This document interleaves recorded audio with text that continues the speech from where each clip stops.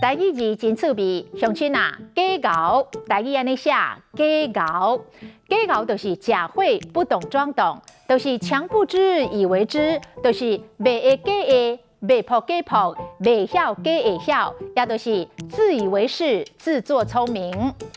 毋捌路，搁要举头旗，有够假熬。你就是想假熬，拢爱听人讲，毋才会出错。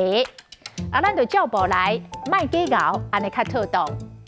假熬的熬，你若只熬到安尼，无论讲啥，你拢捌。你拢讲好话，真熬甲人学了，你讲着无量。伊真熬做人，毋管去到倒位，拢真受欢迎。啊，伊真熬开，换假无几冬，就甲祖光啊伞开了了咯。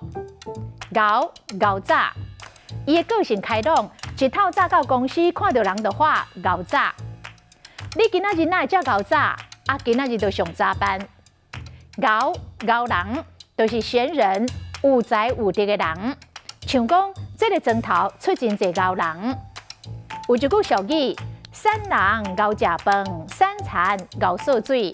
就是散懵散，但是真熬食，啊，毋是啥物好餐，但是真熬输水。像讲，请这个员工，饭是真熬食，代志无偌熬做，就是三人熬食饭，三餐熬烧水。今仔日的台语字，假熬实在真趣味。